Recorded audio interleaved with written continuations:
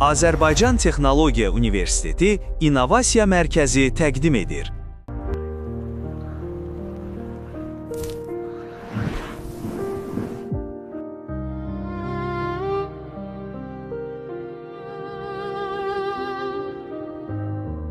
İnsanlar bizim eradan min illər əvvəl təsadüfən maraqlı bir kəşf etdilər.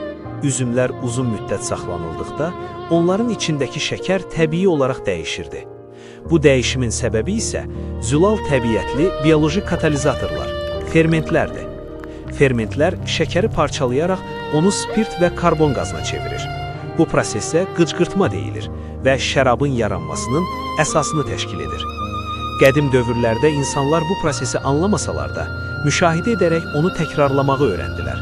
Beləliklə, şərabçılıq sənəti yarandı və zamanla inkişaf etdi. Bugün isə şərab istehsalı artıq elmi əsaslara söykənir. Temperaturun, oksigenin və istifadə olunan maya növünün düzgün idarə olunması şərabın dadına, rənginə və keyfiyyətinə birbaşa təsir edir.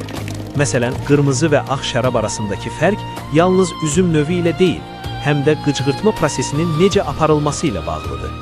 Beləliklə, bir vaxtlar təsadüfi kəşf olan şərab, bugün kimya və biologiyanın birləşdiyi mürəkkəb, incə və mədəni bir sənətə çevrilmişdir.